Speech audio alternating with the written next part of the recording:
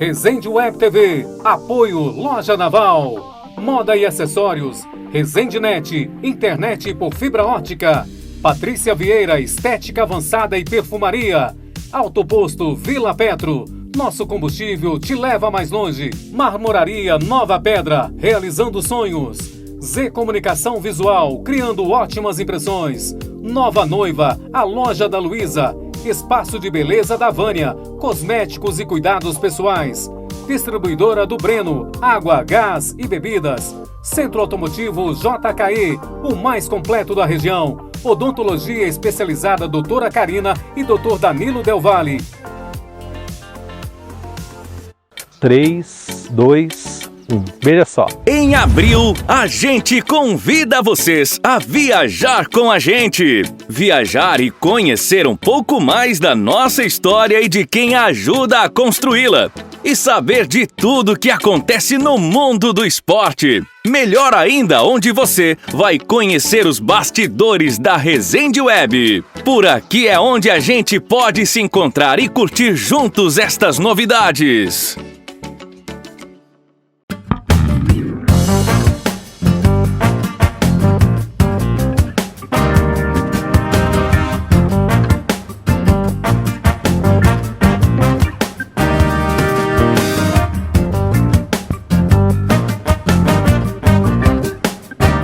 Boa noite, meus amigos que estão sempre acompanhando o Toró de Palpite aqui na Resende Web TV, a nossa TV comunitária aqui, a TV que fala para a nossa gente. E sempre trazendo entrevistas interessantes aqui para vocês, discutindo os assuntos de interesse de todos, para a formação de uma consciência crítica, para ter informações fora do contexto normal. E então é assim, isso é meu compromisso com Vila dos Cafezais, como eu gosto de chamar a Nova Resende, trazer gente para conversar aqui no Toró de Palpite. O meu convidado hoje é um jornalista de uma longa carreira, trabalhou nos grandes meios de comunicação desse país, escreveu um livro muito importante para a formação do jornalista, chama Entrevista e Ética, e fez pós-graduação lá, se especializou lá na Universidade de São Paulo, e eu tive o prazer e a honra de trabalhar um tempo com ele. Foi diretor do departamento de comunicação lá, não sei o que chama, coordenador do departamento de comunicação da PUC São Paulo, da Universidade de São Paulo, e é meu amigo. E conhece Nova Resende, que é uma qualidade que ele coloca no currículo com muito destaque. Ô, Cripa, muito obrigado por estar aqui com a gente. Boa noite. Ô, Luiz, boa noite. É um prazer. Obrigado você de abrir as portas da TV para que eu possa participar e matar um pouco da saudade de você e de Nova Resende, né? Eu, sempre que posso, eu vou aí. Lamentavelmente, no último ano e pouco aí, eu não pude ir mais. Eu sempre vou aí, visitava muito seu pai, o seu Lica, tenho muita amizade com os irmãos também, e particularmente com você, nós temos uma ligação muito forte, pessoal e jornalisticamente falando. Afetivamente muito forte, a gente é muito amigo, está sempre junto. Exatamente. Tem muitas histórias. E o clipe, quando você referia a Resende Web, você não se refere à TV, não, porque, na verdade, nós somos um conglomerado de comunicação, tá? eu já sabia disso, é que eu quis provocar você. Por isso que eu falei... Temos uma rádio aqui também. Eu estava esperando você falar do conglomerado, exatamente. Isso, e o Matheus é o diretor-presidente do conglomerado, eu sou só responsável por uma parte do jornalismo. Ô, Clipa, conta para as pessoas aqui de Nova Resende, que estão acompanhando o Toró de Palpite, tua história. Você saiu do interior de São Paulo, foi para São Paulo e trabalhou num monte de coisa. Conta um pouco da sua história.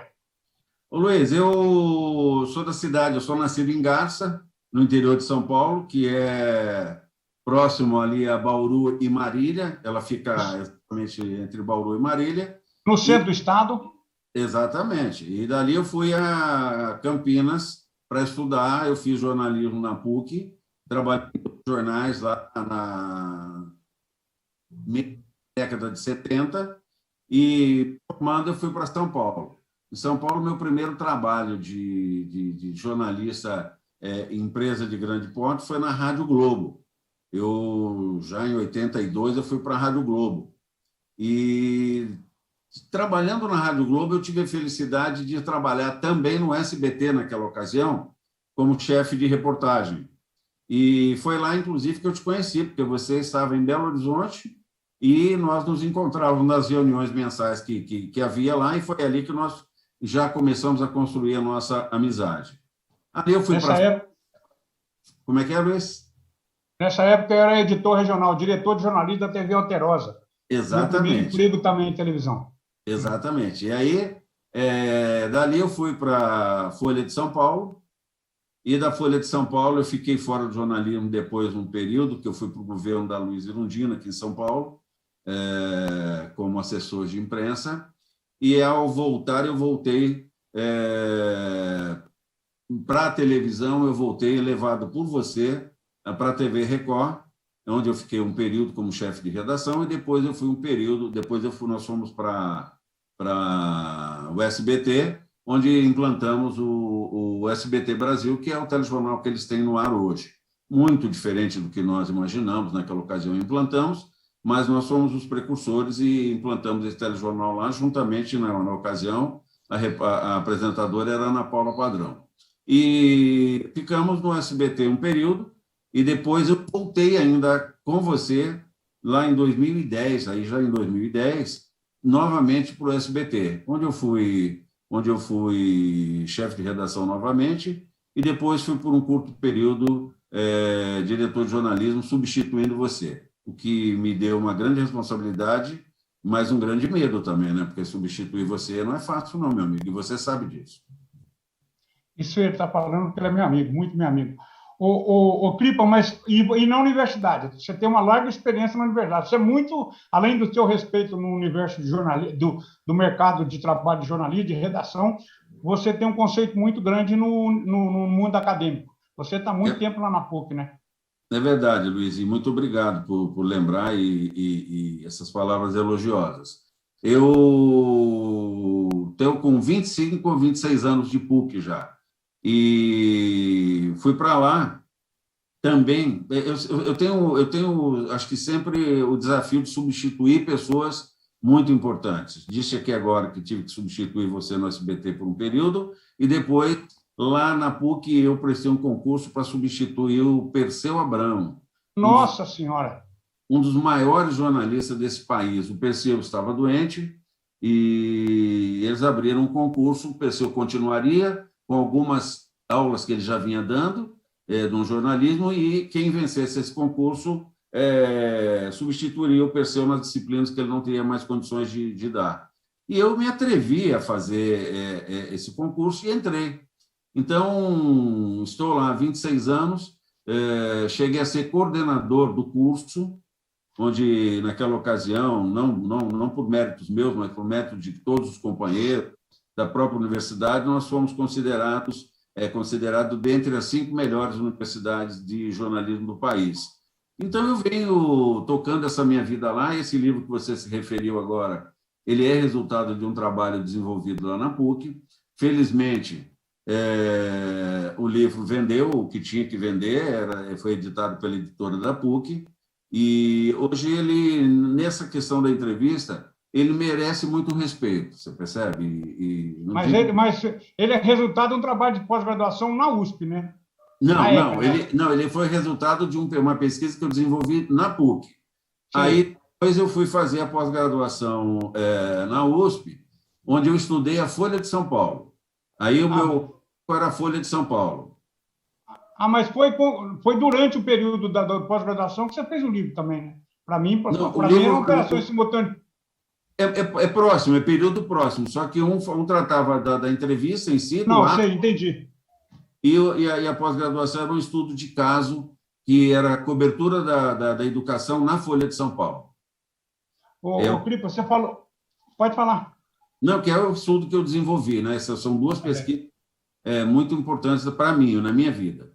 Você falou do Perseu Abramo. Essa semana eu publiquei aqui, no jornalismo, aqui no Dia do Jornalista, aqui na Resende Web, uma frase do Cláudio Abramo, irmão do Perseu e outro monstro da comunicação, um dos caras mais respeitados no jornalismo brasileiro de todos os tempos.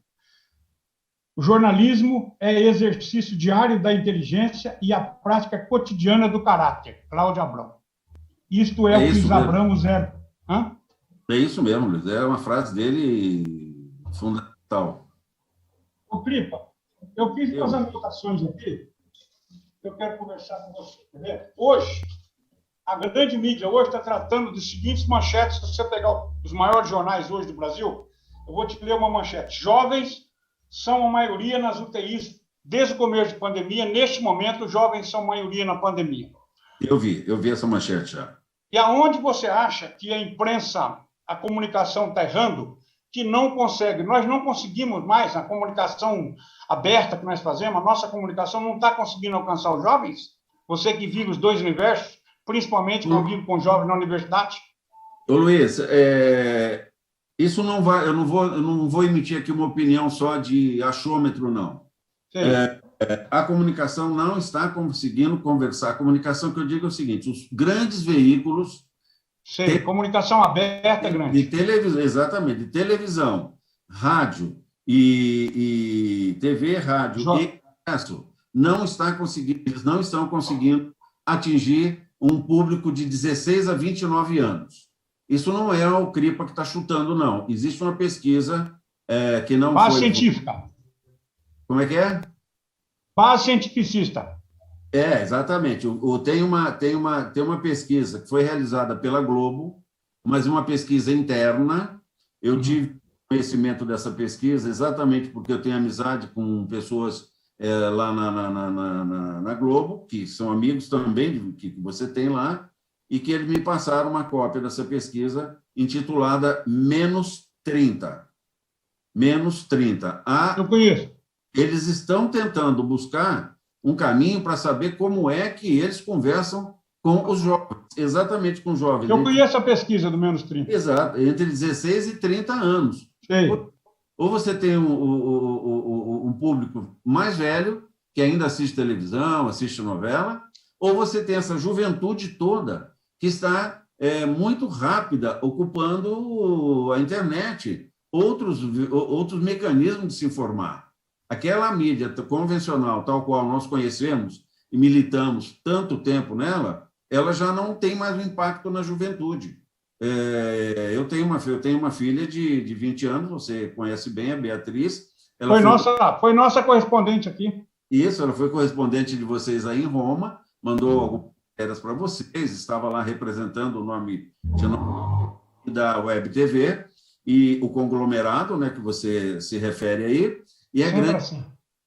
É que a Beatriz ela faz a leitura de alguns jornais, mas todos eles não mais fisicamente o jornal. Sim.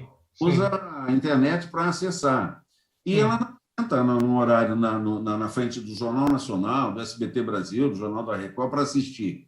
Ela vai buscar, como todo jovem hoje no Brasil, o que interessa dentro do Jornal Nacional. Ela não precisa assistir 45, 50, 60 minutos de um telejornal para saber dali o que interessa a ela ou ao jovem brasileiro. Ela sabe, olha, aconteceu de uma matéria assim, assim, assado que repercutiu. Ela vai exatamente e busca só aquela matéria. As empresas hoje também estão disponibilizando isso aí. Agora, a TV aberta, a TV que nós estamos acostumados a trabalhar, ela não vai acabar, Luiz, mas hoje está passando por uma dificuldade muito grande, porque ela consegue falar com o público mais velho, mas não consegue ainda falar com o público mais jovem. O Thiago Leifert teve um programa de domingo, não sei se foi, não, de sábado à noite, 01 o nome desse programa do Thiago Leifert, que falava de jogos, de gamers. Ele é uma coisa meio nerd e tal. Foi uma tentativa de aproximar o jovem da TV aberta. O G1 tem 1 minuto de informação na Globo durante o período da tarde.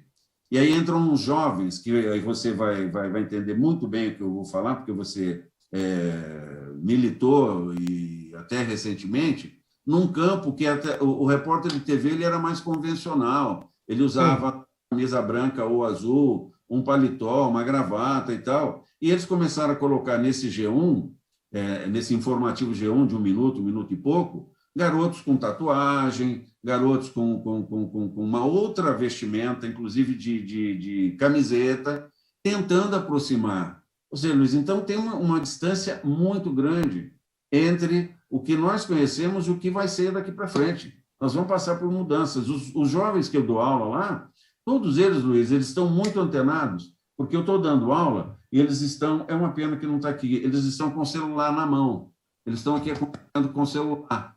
Se eu falo uma coisa ali, eles já pesquisam imediatamente e eles têm um universo, uma biblioteca chamada Google para pesquisar. Esse dia eu estava falando de um monge que, na época da Guerra do Vietnã, para protestar contra a guerra naquele momento, ele jogou querosene no corpo, ele reuniu a imprensa, chamou, disse que aquele era um ato político, e ele comete um ato que ele não entendeu naquele momento como um suicídio, mas ele jogou o querosene no corpo e um outro monge ateou um palito de fósforo aceso e ele morreu queimado ali. Os alunos foram imediatamente, eu estava falando isso aqui, eu estava citando como exemplo, porque a imprensa foi lá e cobriu, a imprensa não impediu esse monge, ele discutia exatamente a questão ética. O que nós Questão ética. A gente vai lá e assiste um suicídio e não tenta impedir. Interfere? Ou não interfere, o que a gente faz? Eu estava falando, aí um aluno falou, professor, já localizei aqui. Aí ele já socializou com a turma. Ou seja, está muito speed, está diferente, Luiz. E aí, Luiz, o que vocês estão fazendo aí, uma web TV, vocês estão sintonizados, o Matheus aí está de parabéns, o proprietário, o diretor-geral, e você, coordenador de grande parte da programação aí na área jornalística, no sentido de que vocês estão atuando, primeiro, na região de vocês, na cidade...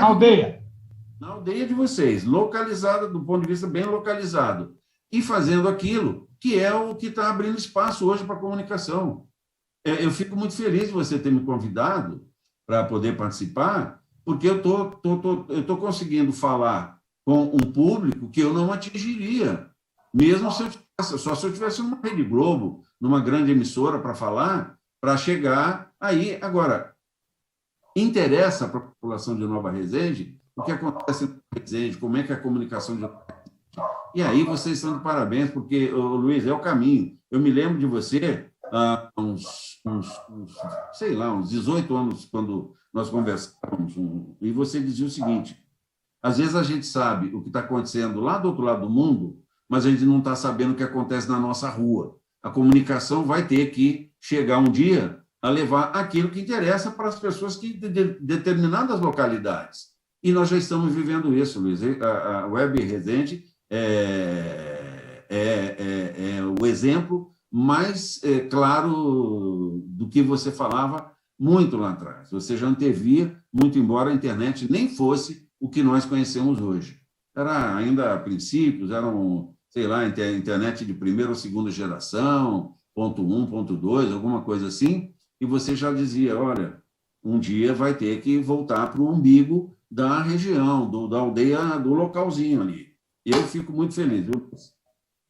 Eu sempre disse, eu fiz um curso, né? Fui fazer um curso de jornalismo comunitário muito cedo, né?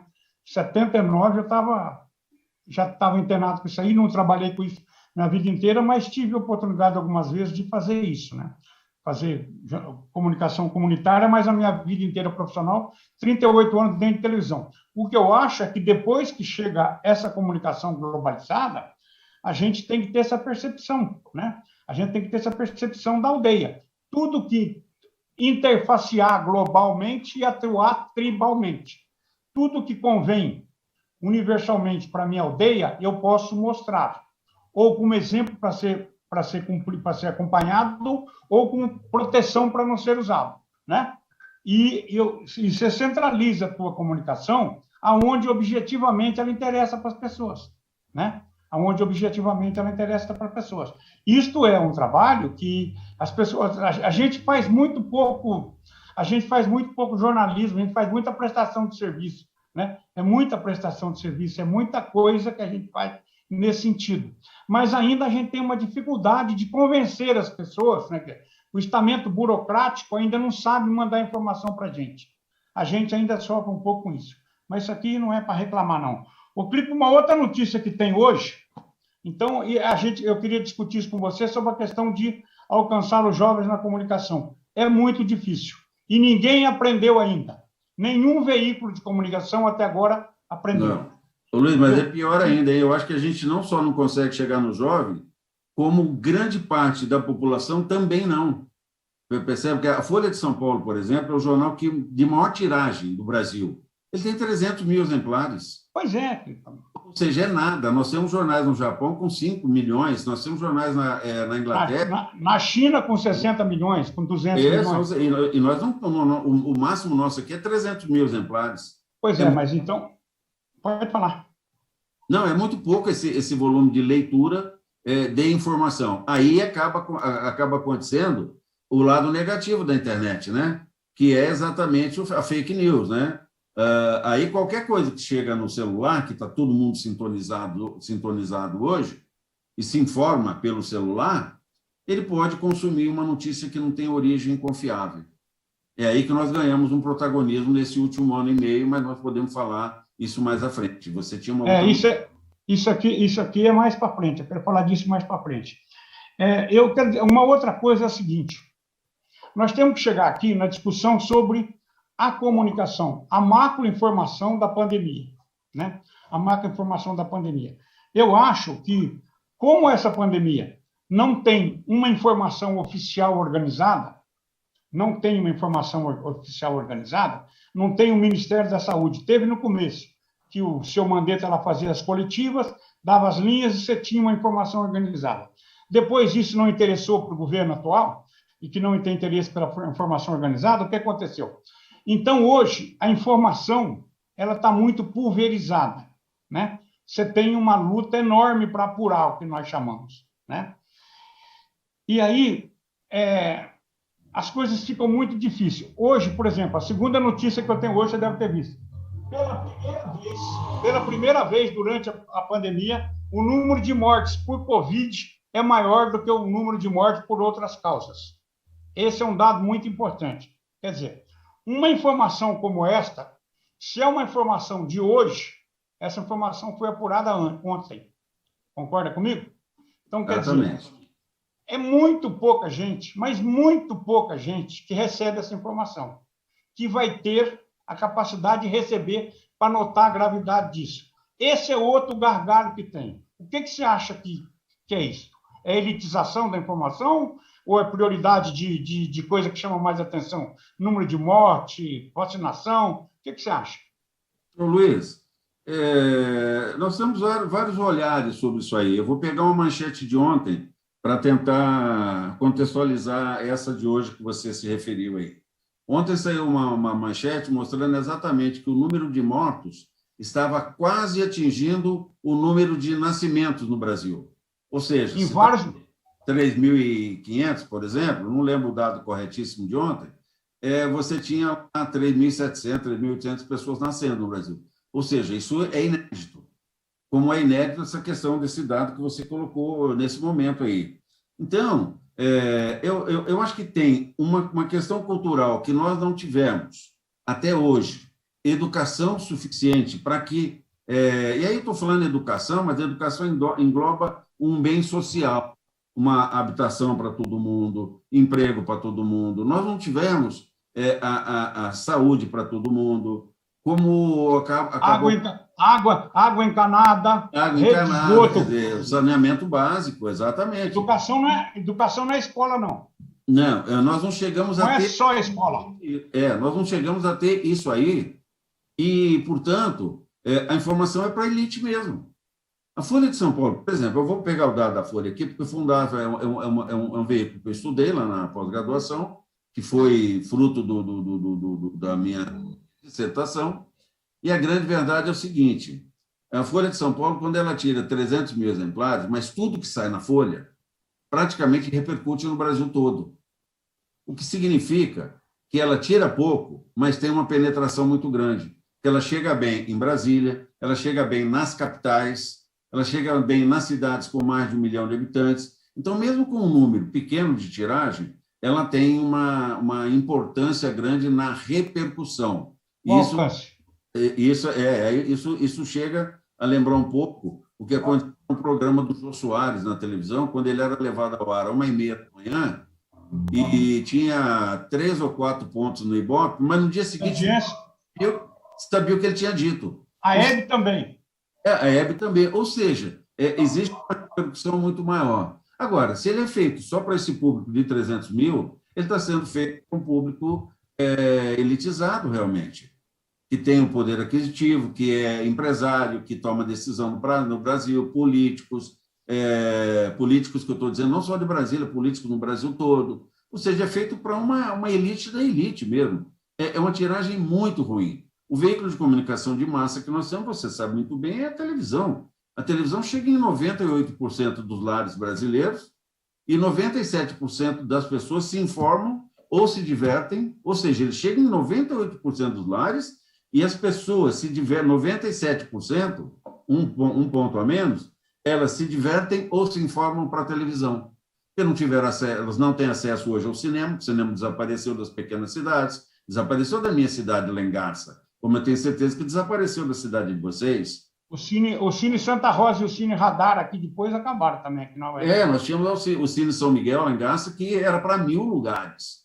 Uma cidade que, na época que eu estou me referindo aqui, hoje ela tem 45 mil habitantes. Ela tinha, sei lá, algo em torno de 20 e poucos mil, e tinha um cinema para 800 mil pessoas, 800 lugares ou 1.000 lugares. Ou seja, as pessoas se divertiam ali. Tinha um teatro, o Grêmio Teatral Leopoldo Frois, que existe ainda, mas não tem a efervescência nenhuma que tinha no passado. As grandes peças iam para lá também, que passavam em São Paulo, que eram apresentadas em São Paulo, iam para lá também.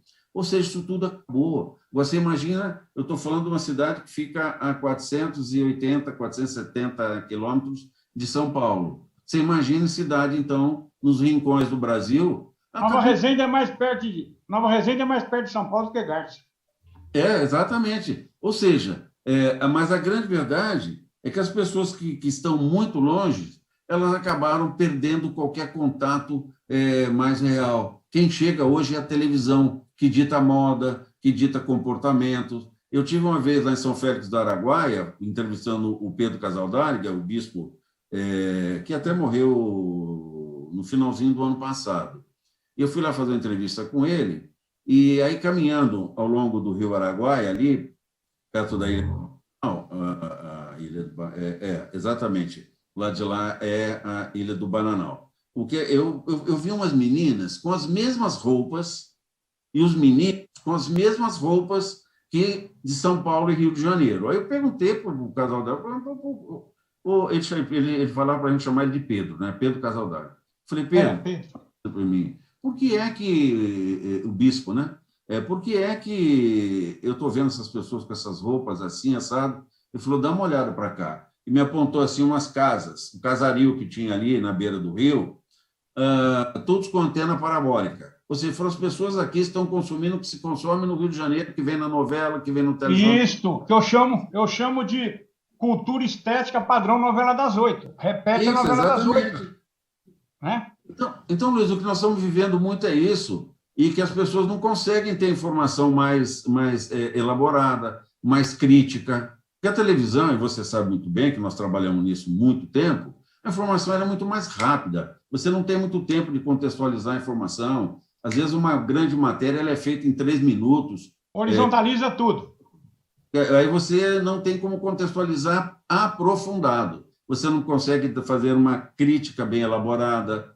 É tudo muito rápido. Então, horizontal. Nós somos ainda muito jovenzinhos nessa questão de país, sabe? É diferente de alguns lugares da Europa, que você vai entrando numa universidade lá, fala assim, de que ano é essa universidade aqui? 1360. Ô Clipa, a cidade que eu morei na Suécia, quando o Brasil foi descoberto, a faculdade de medicina lá fez 500 anos, a faculdade é do ano 1000. Ou seja, mas eu acho que essas comparações são muito complicadas, porque você tem uma distância histórica muito grande, né? Mas eu acho que a gente tem o problema da massificação, a gente tem que compreender que a televisão criou um padrão estético no Brasil que é muito complicado. O Brasil tem um padrão estético, uma cobrança de padrão estético, existe preconceito estético aqui, você vê uma pessoa mal vestida, você já acha que ela é pobre, que não chega perto, quer dizer, existe preconceito estético. Isso foi a televisão que nos ensinou equivocadamente. A gente que viu na televisão e sabe quais são os defeitos muito claros. Televisão é uma caixa de venda. Você fica claro para todo mundo que é uma caixa de venda, né? A televisão informa, a televisão, mas vende produto para você o tempo inteiro. E vende com uma vantagem fantástica que não tem obrigação de entregar, né? Ela vende o produto, e aí, na venda de produto, ela vende conteúdo no meio, ela vende conceito, ela vende opinião, ela vende um monte de coisa junto. O que eu estou falando vender é no sentido de passar, né? Uhum. Agora, Luiz, isso não significa, e eu acho que é o nosso entendimento, porque conheço o seu pensamento, que a televisão brasileira seja uma televisão ruim. Não se trata disso, você percebe? Não. E nós tivemos até uma comprovação nos últimos anos aí dos prêmios que a TV brasileira vem recebendo. Nós temos, não só na publicidade, nós temos em documentário, nós temos em novelas, nós temos em pequenos filmes e tal, recebido prêmios do Brasil, no mundo todo. Significa que ela tem qualidade técnica. Qualidade. Isso eu concordo, tem qualidade. Qualidade de texto, são pessoas competentes que estão fazendo. Se não tem, é essa integração europeia, e você tem razão quando diz o seguinte, olha, é uma situação lá, outra situação cá. Mas ela tem o valor intrínseco dela, e eu vou me referir aqui agora, se você me permitir só um segundo, a questão... Pode falar o que você quiser, Filipe, aqui é... A questão da pandemia em si. Você vai se recordar, o nosso web telespectador, não é isso? Web... Seguidor. Aqui nós chamamos de canal de televisão, então é o telespectador mesmo. Ou o nosso seguidor, não é isso?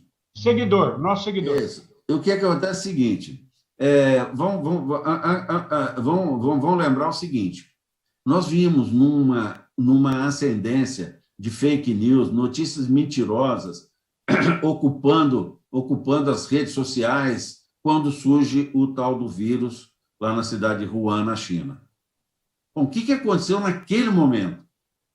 As emissoras tiveram que se reinventar do ponto de vista de cobrir à distância uma coisa que elas estavam acostumadas a mandar repórter, mandar equipe, quem tinha mais dinheiro mandava 2, 3 equipes, quem tinha menos mandava uma, quem tinha reserva ainda fazia por cobertura de agências internacionais e tal. A TV teve que rebolar. O jornalista, professor Marcos Clipa, meu amigo, você acha que a televisão, especificamente, o maior veículo comunicador do mundo neste momento, tirando a internet, teve que se reinventar para cobrir o Covid? Não dava para entrevistar o personagem? Mudou aquele formato? Virou um negócio que a gente não sabia o que era? O que cobrir, o que fazer? Teve que se reinventar, não tenha dúvida, Luiz. Se você lembrar, as pessoas que estão nos acompanhando vão lembrar o seguinte, fake news vinha mandando em tudo na internet. Quando veio a pandemia, a televisão, que chega a 98% dos lares no Brasil e no mundo, é igual, números diferentes, mas ainda comunicação de massa. O que acabou acontecendo é que as pessoas tiveram que buscar informação confiável lá na televisão. E a televisão assumiu esse protagonismo. Agora, retomou o lugar, né? Retomou o lugar. E teve que fazer de forma diferente, inclusive. Ela não podia mandar o repórter, ela não podia mandar o cinegrafista, e aí se descobriu também o lado bom da internet, que é o que nós estamos fazendo aqui agora. Eu estou num lugar, você no outro, e nós estamos tendo uma boa discussão, tentando levar informação confiável e crítica acerca da televisão e dos meios de comunicação. Então, Luiz, a TV teve que se reinventar, correr atrás e buscar outras fontes. Nesse aspecto, só para deixar claro, a checagem da informação teve que sofrer um desdobramento, porque ficou mais difícil checar a informação, Luiz. Você vai ver que nós tivemos um número muito grande de pessoas surgindo para falar sobre a Covid no Brasil e no mundo. São novas fontes, não são só aquelas fontes oficiais. Pois não. Criou-se agenda científica. Aí o que acabou é que abriu São Paulo, a gente tinha 3, 4 pessoas que falavam de saúde. Hoje nós temos 70, 80, 100, 120. No país, cada capital descobriu uma pessoa para falar, ou mais pessoas, inclusive, por localidade, para falar sobre a saúde, sobre a Covid em si. Então, teve que se reinventar, não tenha dúvida, Luiz. Eu acho que tem um papel importante aí das TVs a cabo, tá, gente? As TVs a cabo tiveram um papel nesse tamanho. Por causa de ser menos ortodoxa, menos rígida a programação, ter mais espaço, a gente tem visto aí nas TVs abertas, de um modo geral, né? Todas elas que existem, muito espaço para as pessoas falarem. A ciência conseguiu ter espaço para falar, está entendendo? A gente começou a aprender mais de saúde. A gente começou a se educar num outro segmento que nós não tínhamos mais nenhuma importância. Eu acho que uma das coisas importantíssimas nesse processo foi o resgate do SUS. O SUS é um plano de saúde maravilhoso, está entendendo? Desrespeitado, maltratado, único no mundo. Entendeu? Com essa característica, é o único. Pois é.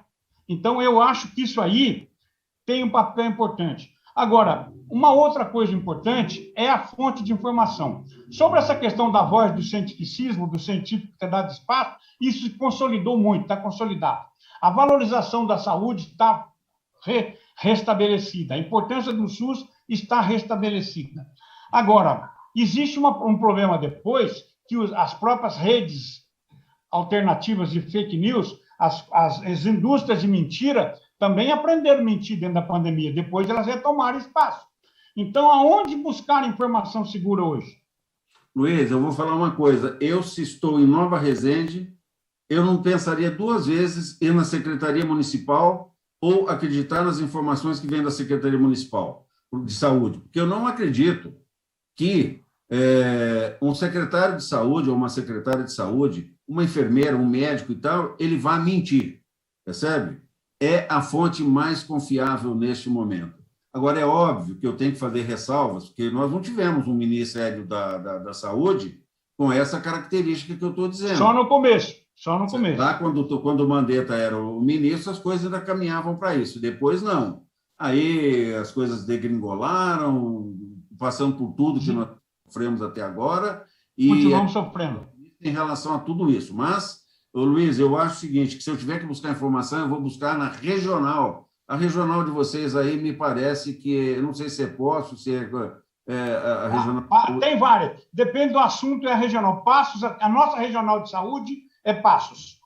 Então, eu acredito muito na regional de saúde, responsável pela localidade de vocês. Se é Passos. Se tiver a regional de Poços de Caldas, de Pouso Alegre, e assim por diante. Ou as outras todas espalhadas pelo Estado. E todas espalhadas no Brasil. Nós temos governos sérios tentando atacar essa questão. Se nós temos uma leniência no que diz respeito ao governo federal, nós temos muita gente querendo resolver no outro lado. Agora... Eu acho que é no micro que está. É no micro. Nós voltamos para a questão da regionalização. A solução está no micro. Eu ia falar agora do papel que vocês têm aí.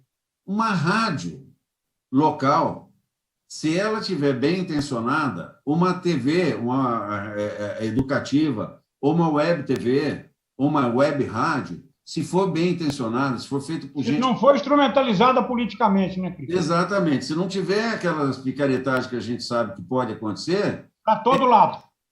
Para todo lado. É um papel fundamental. É aí que a população pode beber no saber de pessoas que são especialistas e estão levando a informação com seriedade. O que não pode, você usou a palavra corretíssima aí, instrumentalizar politicamente, quer seja para a direita, para a esquerda, para o alto, para o sabe?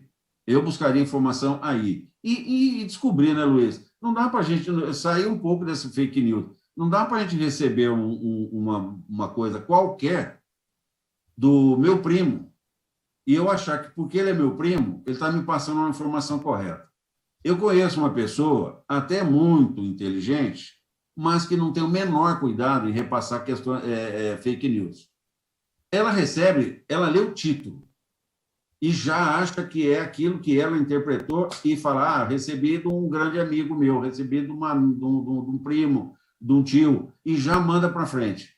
Aí, quando eu leio, eu ligo para a pessoa e falo, nossa, Cripa, nem vi que era isso. É muito complicado, Luiz. Então, nós temos que buscar informação em lugares corretos, você percebe? Com governos sérios, com profissionais sérios, em todas as áreas. E acho que tem um outro aspecto, Pripa. Acabar com a visão hedonista, né? Que a notícia tem os dois lados. A notícia tem muito mais lado que dois, tem um conjunto de lados. O fato é muito mais complexo. Tem que ouvir os dois lados. Tem que ouvir os 10 lados, os 8 lados, os 6 lados. Ter essa percepção de que o fato é amplo. Ele tem vários componentes. Ele tem componente social, ele tem componente econômico, ele tem vários componentes. Então, a gente tem a obrigação de debruçar e saber sobre tudo isso. Mas eu acho, Pripa, que é mais grave do que essa questão apenas da pessoa que repete. Existe uma indústria hoje construindo informação equivocada, uma indústria de mentiras, e tem muita gente que está um tempo absorvendo essa informação, muito antes de eleição, muito antes de qualquer coisa. Esta rede teve papel importante na eleição e continua cristalizando informações completamente corretas. E a mentira bem construída, a mentira bem contada, passa a ser verdade. As pessoas têm tendência a acreditar numa coisa bem armadinha, bonitinha, bem contada. Então, isso aí existe concretamente. Eu quero fazer outra pergunta para você, muito importante para a gente começar a encerrar isso aqui.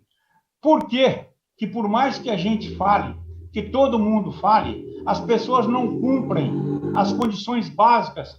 Tem gente que continua fazendo festa, tem gente que continua aglomerando, tem gente que não usa máscara. Eu estou falando isso para você, além dos negacionistas, além dos caras que têm essa convicção completamente equivocada, nociva para a sociedade, algumas pessoas que não estão nisso, mas que têm uma resistência. Isso também é um erro de comunicação ou isso é cultura?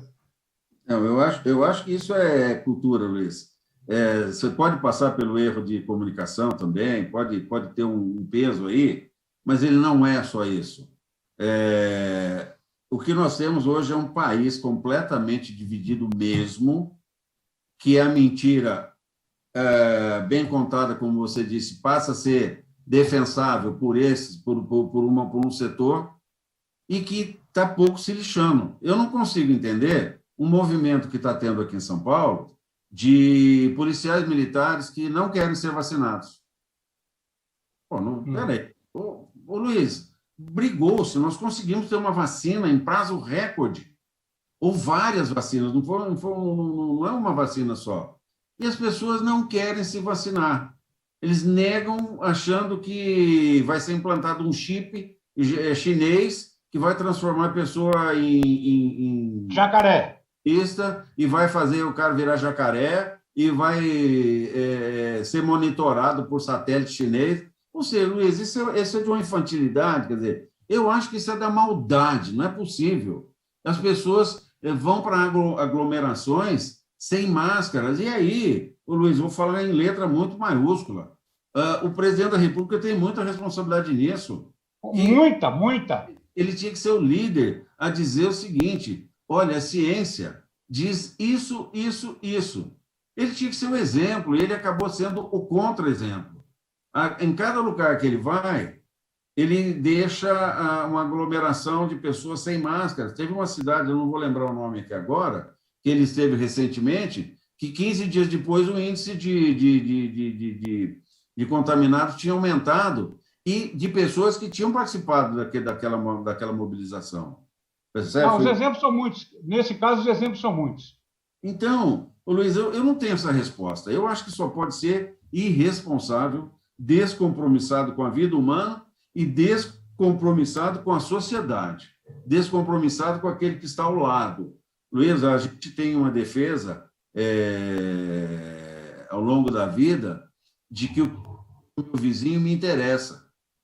Me interessa no sentido de que a gente tenha um bom relacionamento, que a gente tenha uma sociedade mais justa, que o hospital que tem para ele tem para mim, o que tem para mim tem para o outro do lado e por diante. O que a gente está vendo é uma parcela da população não dando bola. Eu não sei se os jovens embarcaram naquela canoa de que a doença não atingia o jovem, e aí pegou final de ano, pegou carnaval, vai para a chácara, junta 50, 70 pessoas, saiu um barco, saiu uma notícia agora recente da semana passada, de um barco no Rio de Janeiro que saía ali da Glória, ali do Marina da Glória, e ia sair, quantas pessoas para fazer uma festa ali, sei lá, 2, 3, não sei em milhas náuticas quanto isso significa, mas um pouco ali, mas sem alto mar, para festejar. Aí descobriram, acho que foram denunciados, a Capitania dos Portos foi lá e não permitiu. Mas o que leva as pessoas a fazerem isso? É ganância financeira de alguns, ignorância e não acreditar na realidade que nós temos pela frente, Luiz. Vaidade e evidência. Vaidade e evidência estão dentro disso aí, com certeza absoluta. O que eu acho, essencialmente, é que uma mentira bem contada, muitas vezes, até o mentiroso acaba acreditando nela. Está entendendo? Isso é uma tese que não tem discussão. Até o mentiroso acaba acreditando nela. O político é craque em fazer isso, né? Ele mente, lógico. Acaba acreditando nela. Que ele conta. Então, muita gente também acredita. E eu acho que se o terreno receptor tem ignorância nele, vai fertilizar isso aí e vai brotar. Então, eu acho que isso é uma coisa. Eu acho que essencialmente, primeiro momento para a sementinha ser colocada é colocado na ignorância.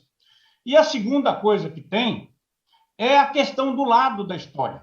Quer dizer, a questão a todo esse lado da história. Esse lado está contra, eu vou ficar contra. Quer dizer, você tem que ter lado na história, eu acho que todo mundo tem um lado, tem direito de ter lado na história, mas daquilo que é de lado. O que é coletivo é coletivo. É uma responsabilidade total esse outro negócio. Quer dizer, enquanto todos nós não tivermos todos imunizados, todos continuam correndo risco. Esquece. Não tem outro jeito, né? Eu acho que essa é uma questão muito importante. Ô, Cripa, eu quero agradecer muito, se você tiver mais alguma coisa para falar aí, achar que é importante aqui, do que nós falamos, que esquecemos, deixamos para trás aqui.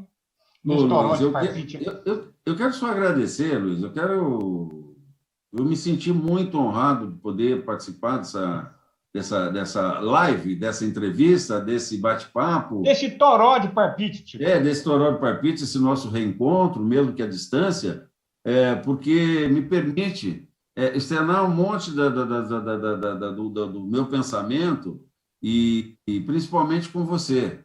E numa cidade que eu gosto muito, você sabe muito bem que eu já fui muitas vezes aí, sempre fiquei na tua casa. Adoro Guaraná Piquitito, né? Já levei, já peguei o Guaraná daí, já levei porque é muito delicioso. Já fizemos aí um merchanzinho na faixa, não é isso? Pro Guaraná. Mas o Guaraná Piquitito é lá de Monte Santo, ele só é consumido aqui. Uma hora eu conto a história do Guaraná Piquitito do Cripa. Ô, Luiz, então eu fiquei muito honrado, viu, Luiz? Eu acompanho a programação de vocês, acompanho por vários motivos. Por você ser meu amigo, por ser... Afetivamente. É isso, para que a gente, pela relação que eu tenho com a cidade, pela relação que eu tenho com a tua família, minha filha, que foi correspondente, uma honra para ela. Primeiro emprego dela sem ganhar um tostão, colaboradora. Isso, exatamente, sem ganhar nada, foi incentivado por você para Roma e participou, trouxe muitas matérias de lá para vocês. Entramos para a história de vida dela, é isso que vale a pena. Isso, foi mesmo, tá lá. Não, ela mandou o currículo dela, hoje ela está na Bandeirantes, né? Ela mandou o currículo dela para a Bandeirantes, a primeira coisa que ela tem lá, ela botou lá, eu até achei que ela ia colocar em neons, para piscar mesmo, correspondente na Itália, para a Web TV, sabe? Resende Web TV.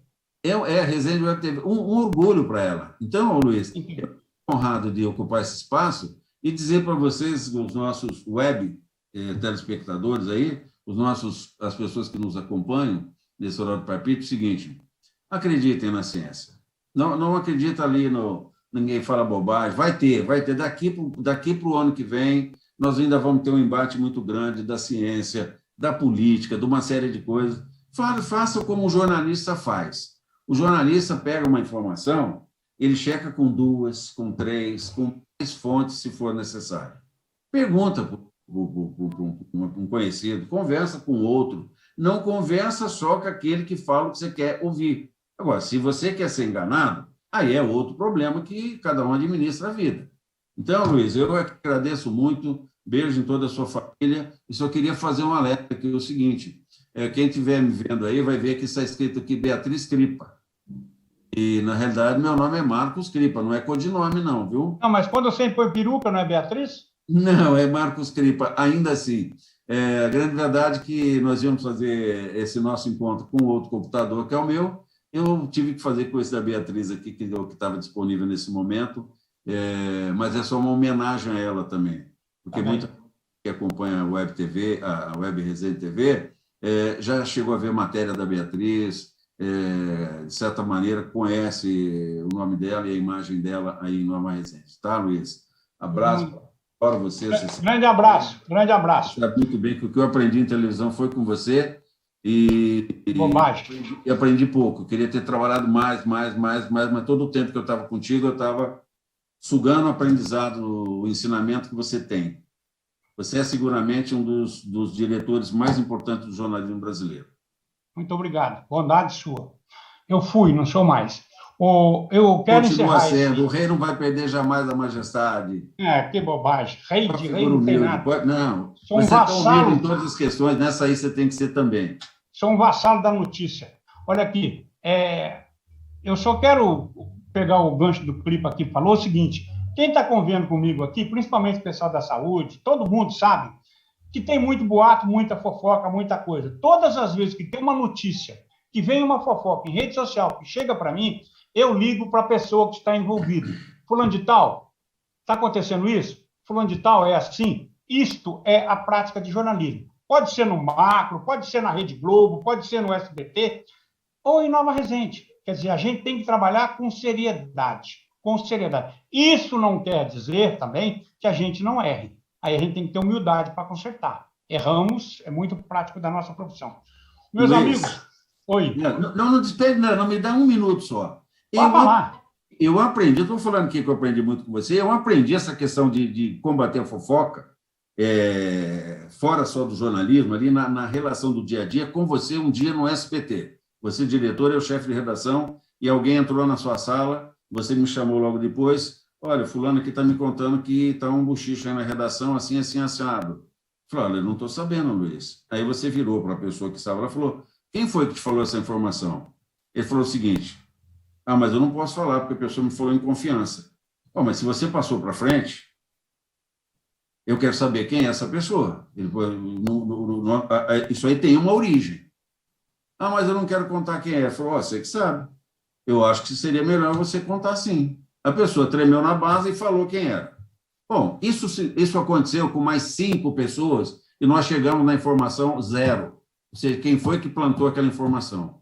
Era uma pessoa que queria tranquilizar a redação. E esse é o papel que nós temos que fazer. Aí eu estou contando essa história do aprendizado contigo e eu levo isso para a vida. Eu não deixo a fofoca acontecer, porque eu vou lá e pergunto, quem contou para você? E por que contou? E vai acompanhando e vai levantando. Pega e faça a mesma coisa no dia a dia, na roça, nas relações com a comunidade, nas relações no comércio. Faça dessa forma. E é um hábito que nós temos, Luiz, no jornalismo e da vida pessoal, agora, depois que eu aprendi contigo, eu procuro a origem. Bom, peraí, quem está contando isso aí? Porque vai matar no ninho a informação errada. É isso, e a Luiz. pessoa não vai fazer mais. Pelo menos naquele universo. Gente, alongamos aqui pra caramba, mas valeu a pena. Eu quero agradecer a todo mundo que acompanhou essa conversa nossa aqui. Tudo que o Clipe falou a meu respeito, ele é meu amigo, você desconta bastante, não é nada disso. E eu estou hoje trabalhando em Nova Resende, tocando aqui a Resende Web com o Matheus. O mundo hoje olha para a gente porque a gente pode fazer amanhã por ele. O que nós fizemos até ontem deixou de ter importância. Pode ser apenas experiência acumulada e a gente aproveita as boas e as ruins a gente não aproveita para nada, joga fora. Ou devolve para quem tentou passar para a gente. Então, muito bem. Muito obrigado a vocês mais uma vez por acompanhar o Toró de Parpite aqui na nossa Vila dos Cafezais, a Nova Resende. E como eu sempre encerro aqui o Toró de Parpite, eu quero mandar um beijo para o Antônio, meu neto, que acabou de fazer as provas essa semana, está fazendo aula em casa e eu estou muito orgulhoso dele. Eu tenho sempre que fazer um registro pessoal aqui, satisfação, de afeto, de amor, morrendo de saudade do Antônio. Meus amigos, viva a Nova Resende, viva a Nova Resende, viva a Vila dos Cafezais. Muito obrigado. Tchau. Beijo a todos, Luiz. Fiquem bem. Saúde. Com Deus. Tchau.